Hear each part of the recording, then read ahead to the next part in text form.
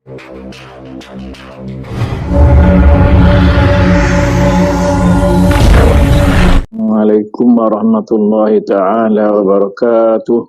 Alhamdulillah, ya syukur kita kepada Allah Subhanahu wa taala kerana malam ni boleh kita mengadakan dan berada dalam majlis ilmu, insya-Allah. Kita pohon dan harap pada Allah Subhanahu wa taala supaya kita boleh faham yang pentingnya kita nak amal dan kekal dari amal yang soleh, insya-Allah. Jadi itu dia ada kata berapa orang setakat dia? Nak tanya juga dulu sebelum mula.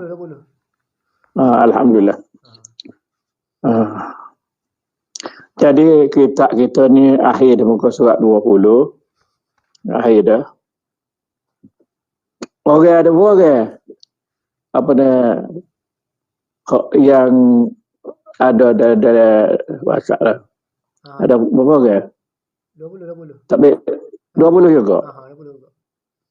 Pasal muka surat pun 20 ni ada keliru tu. Muka surat 20 baris yang ke berapa tu? Dan bermula doa. Dan bermula doa. Tengok tu. Okay.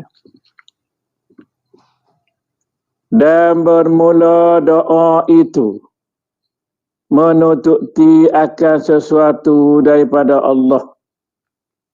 Jadi doa-doa ni zahirnya kita nak minta, nak tutup daripada Tuhan supaya Tuhan tu hadiah ke ataupun beri ke kepada kita apa yang kita nak hajat tu, doa ni. Tapi kita kena pegang kita tu yang nak berdoa tu kerana Tuhan telah tetap ada.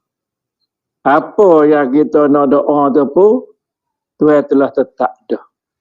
Sama ada Tuhan nyata kepada kita berdoa tu boleh kita berdoa ataupun boleh ganti orang lain ataupun Tuhan tangguh ke untuk beberapa masa ataupun Tuhan bagi kepada anak cucu kita. Jadi kita yang sedang belajar ni kena faham lah. Sesungguhnya doa itu penting. Kenapa? Kerana doa itulah menentukan ketetapan Tuhan akan datang. Jadi kalau kita boleh selalu kita cek lah itulah ketetapan kita ya. Gitu. Jadi sebab itulah yang kata di syariat orang yang tidak berdoa ni orang agah. Orang agah, orang betul. Dia orang yang berdoa ni atas jalan merendah diri. Ada dalam kitab ni. Dia atas jalan kita merendah diri lah. Kita hamba ni mestilah kita minta kepada Tuhan. Lah gitu.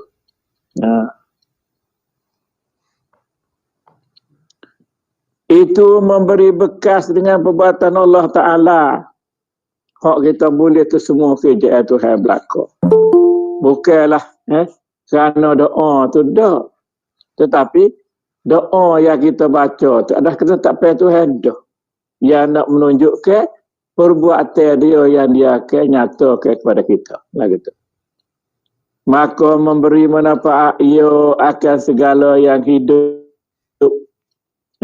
Jadi doa ni bermanfaat ketika kita hidup lah. Dan kita mati ni tak dilayan dah. Masuk alai kubur berdoa lah setara mana. Minta lah setara mana pun tak ada layannya je. Tetapi lah ni ada layannya Allah Ta'ala kepada kita. Itulah dikata memberi manfaat. Ia doa akan segala yang hidup. Maknanya masa hidup. Sama ada diri orang yang berdoa. Nampak pada siapa dia berdoa. Atau orang lainnya. Atau orang lainnya. Yang didoakan. Dan akan segala yang mati. Memberi faedah juga. Orang hidup ni doa kepada orang mati. Jika doa ia bagi mereka itu, jika kita berdoa bagi orang lain tadi, dan memberi mudarat, doa juga boleh mendatangkan mudarat akan mereka itu jika berdoa atas mereka itu. Jadi kalau kita doa unduh pun, memberi mudarat kepada orang yang kita berdoa.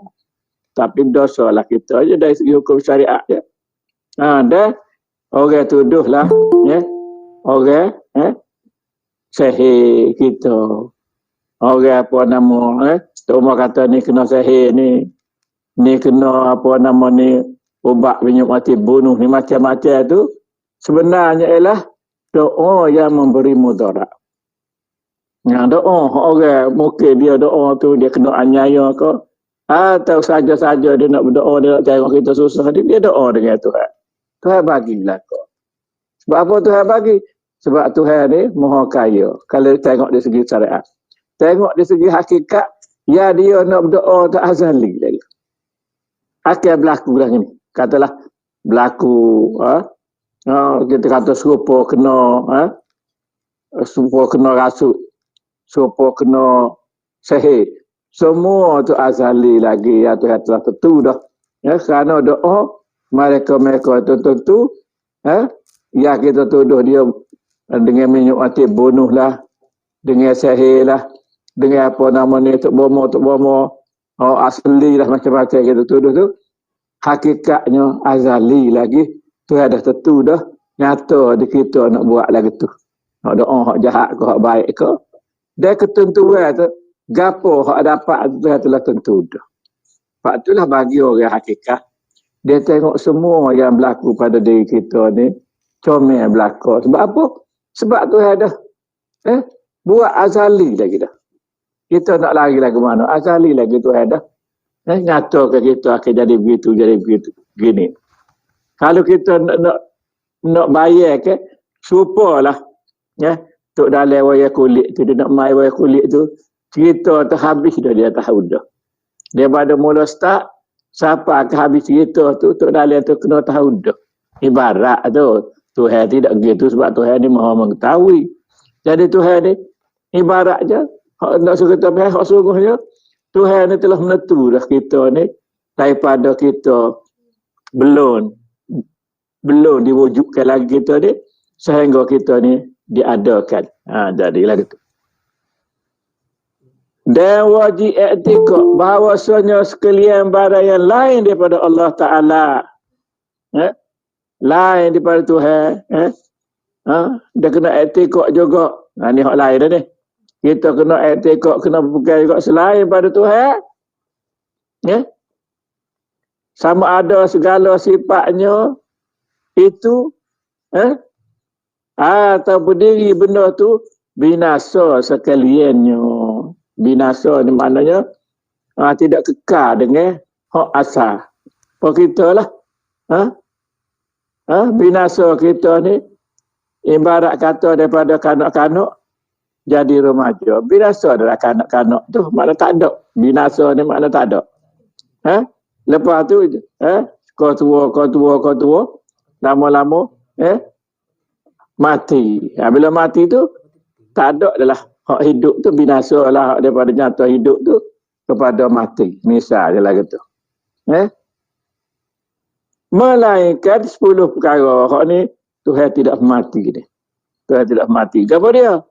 Roh Tuhan tak mati. Ajbun zunat, iaitu apa nama ni? Ujur salbi kita. Ujur salbi. Dia tulis belakang atau bawah sekali tu, dia panggil ujur salbi dia. Ajbun zunat. Dan jasa anbiya. Dan syuhada.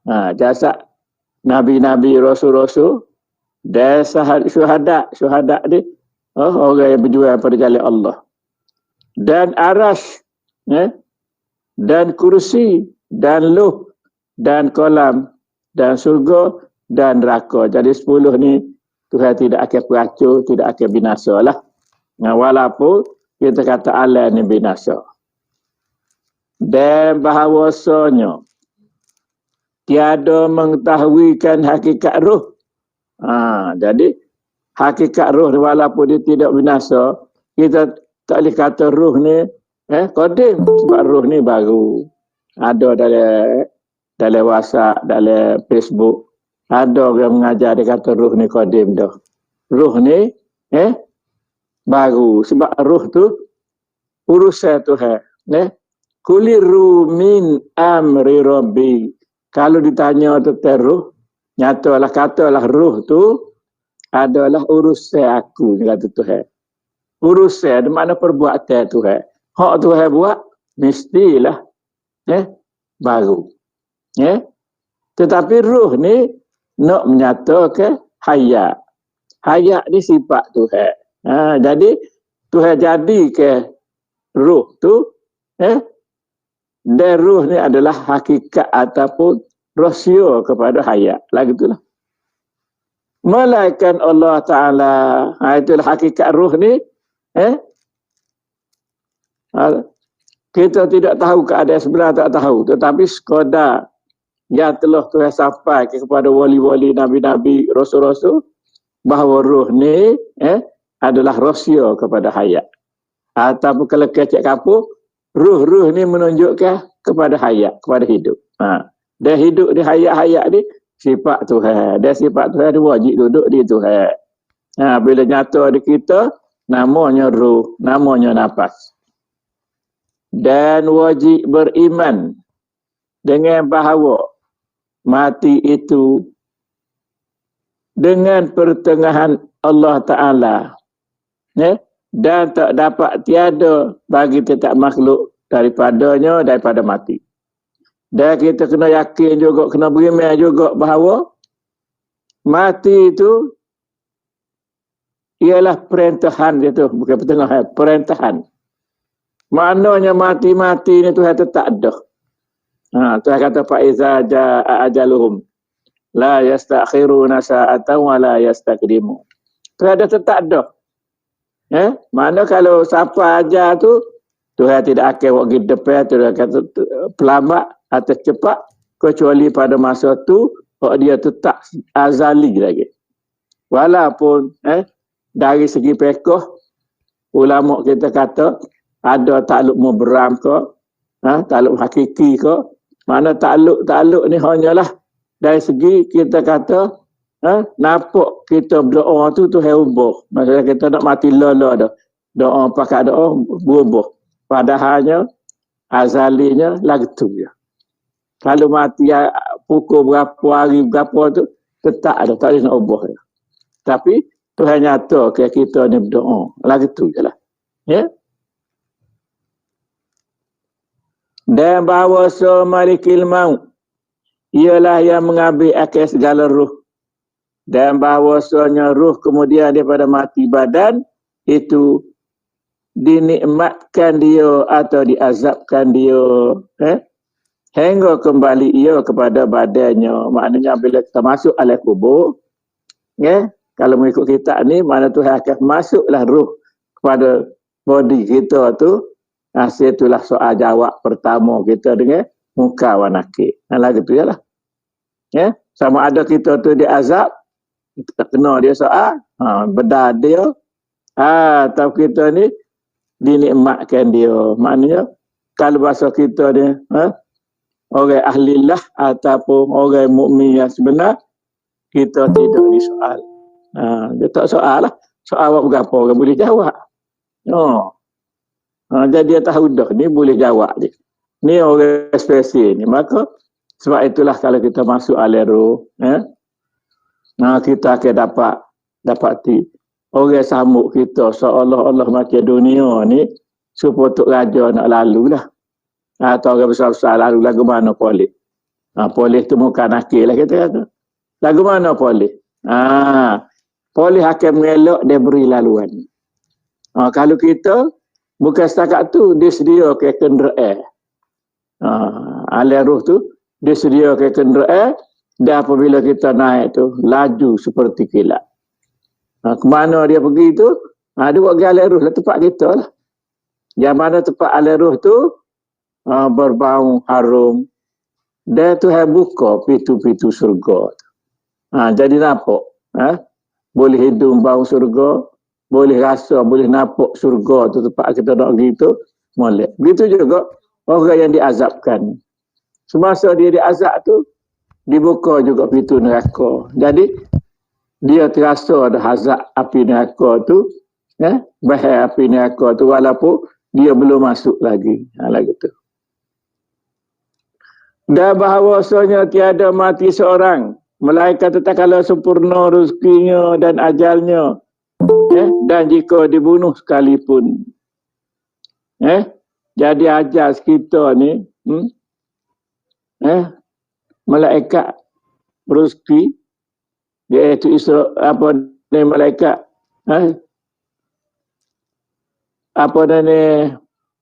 yang rezeki, Mikail dia akan tengok.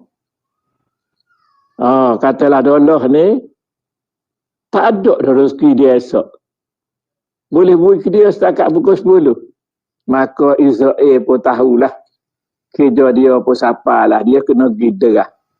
Kena pergi tunggu. Tepat tu tengok buka apa nak kenyataan dia belum mampu tu. Mati pukul berapa di mana tepat. Jadi dia tengok mati pukul berapa di situlah dari kawasan tu tepatnya mana. Jadi mesti situ je mati. Sebagaimana cerita pada zaman Nabi Sulaiman yang mana malaikat tu pergi nak ambil nyawa pemuda tu, dia tengok pemuda tu duduk dengar hak ceramah apa yang disampaikan oleh Nabi Sulaiman. Dia pun duk perhati kawan tu lah. Pemuda malaikat ni. Perhati kepada kawan tu pun suara takut. Lagi royak ke Nabi Sulaiman. Kuana dia tu tengok kuat ke dia ni, duduk genung ke dia ni. Dia rasa takut, alih lah dia kena duduk part lain ke. Jadi Nabi Sulaiman perintah kepada angin, pergi tempat lain lah. Pergi tempat lain tu, angin pun bawa lah sebagaimana Tuhan perintah ke dia, pergi tempat, dia nak mati lah. Bila siapa tempat tu, orang pemuda tadi siapa juga. Dia kata, aku tak ada, aku pelik. Mu tepuh mu nak mati, dia katalah 30 saat lagi. Gak duduk sana nak mari sini mu tak sampai. Tapi oleh kerana kehendak Tuhan, maka angin bawa mu sampai sini, sampailah masa. Jadi dia pun ambil cukup masa, ambillah nyawa kawan tu. Lagi tu. Okey. Kemudian dia kata dia makna ajal itu. Waktu yang ditakdirkan oleh Allah Ta'ala pada azal akan selesai hidup seseorang daripadanya, daripada hidup. Jadi mana? Apabila seorang tu habis dah hidup dia, itulah ajal. Dan bahawasanya orang yang mati itu ditanya mereka itu oleh muka dan nakir daripada Tuhan. Jadi muka nakir pun tanya tu tak ada. Bukanlah pandai-pandai muka nakir nak tanya, dia mikir dak. Sebab malaikat ni dia hanya buat atas perintah Tuhan. Allah kata. Dan agama mereka itu, dia tanya agama. Dan Nabi mereka itu, tanya Nabi. Kemudian daripada ditanamkan mereka itu. Selepas ditanam dari kubur itulah. Ulama kata lepas 3 jakuh, 10 jakuh orang kelik juga. Orang kelik juga. Maka ditanyalah. Oleh kerana ada ulama kata begitulah. Orang arwah suruh tunggu kubur tu. Jangan kelik. Kalau kelik ni godel selalu, jadi jangan kelik lagi, tunggu kubur tu. Seorang baca-baca Quran ke, ngatik ke, mudah-mudahan orang tinggal di orang balik ke rumah, lewat sikit, jadi lewatlah kena seksa si mati tu. Tu mengikut kepercayaan lah, kepercayaan adat. Tapi hakikat sebenarnya kalau kena tanya, dia tetap tanya. Kalau kena godel ke bedar ke, tetap kena. Lagi itulah. Melainkan jemaah tertentu. Hak ketak kena tanya ya. Puak-puak tertentu. Siapa dia? Orang yang mati syahid.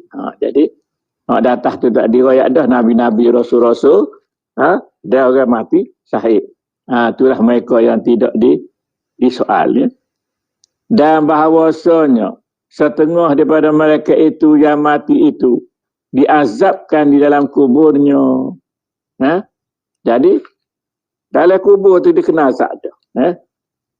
Mana kena pukul dah, kena katok dah dia muka nakik.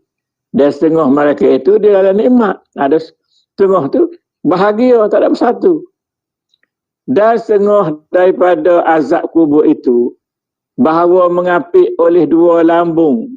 Jadi azab pertama dari kubur tu, dada kita ni dua lambung ni dua, tulis dada ni akhir terkapit. Hingga berselisih segala tulang rusuknya. Dan tiada dilepas daripadanya melainkan beberapa orang yang istisna. Jadi kena kapit tu mengawulah dia.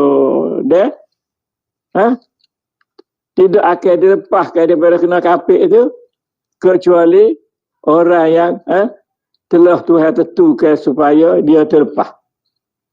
Istisna mana tentukan si mati tak akan lepas daripada kena kapit. Siapa dia orang tu? Orang yang baca surah Al-Ikhlas dalam sakit hatinya.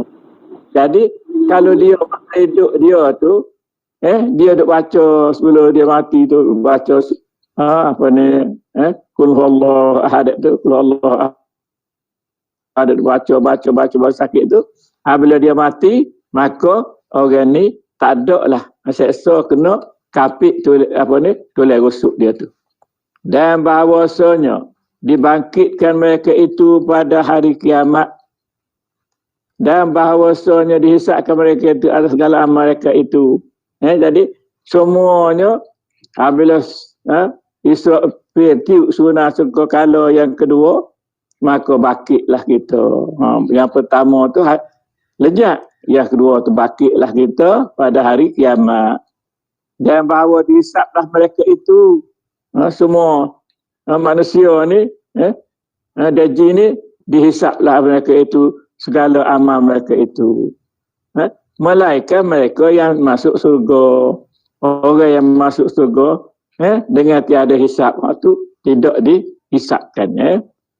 Dan bahawasanya segala amal mereka itu ditimbang di dalam mizan. Mana ditimbang lah, akan dihisap dan ditimbang, yang menentukan bahawa berat sebelah mana. Hasil inilah, kalau berat sama berat tu yang kita perlu kepada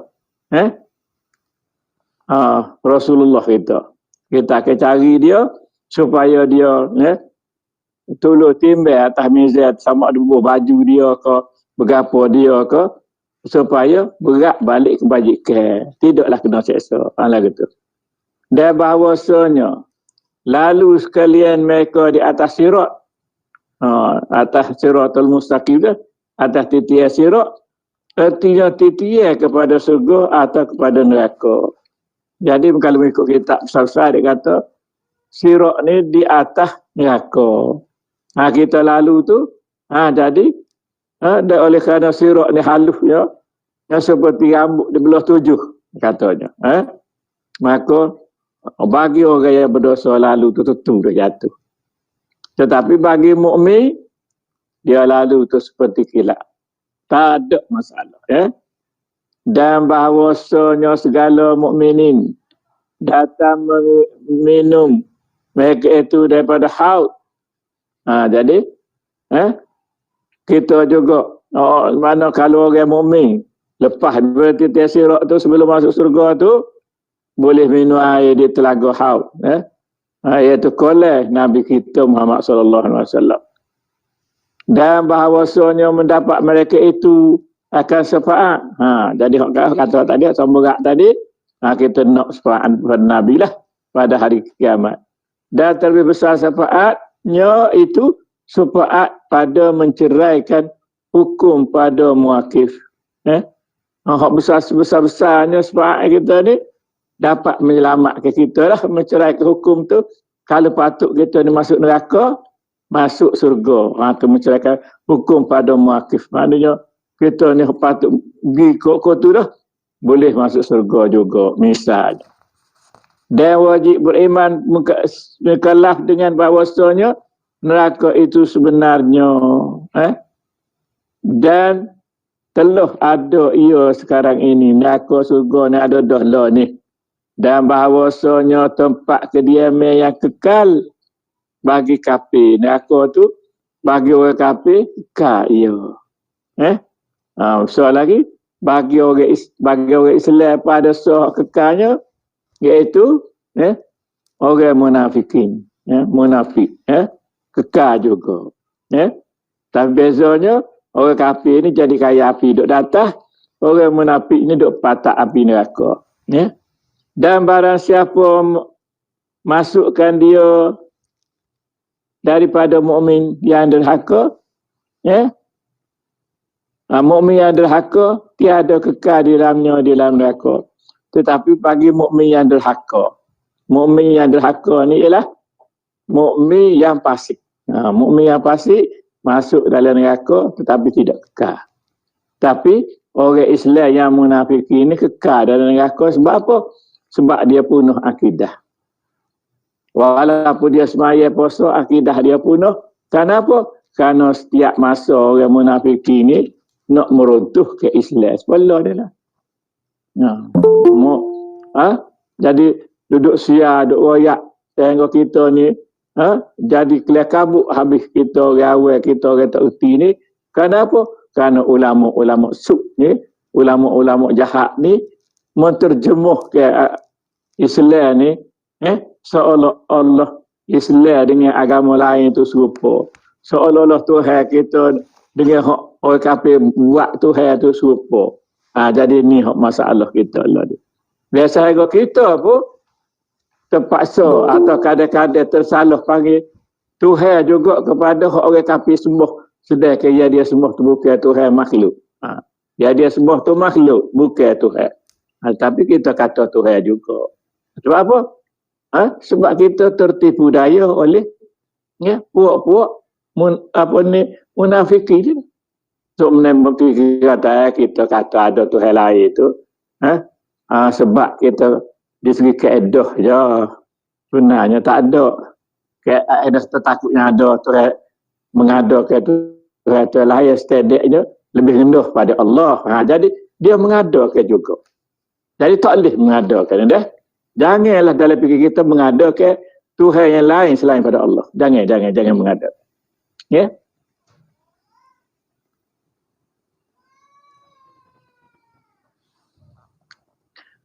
Bahawasanya syirik itu sebenar.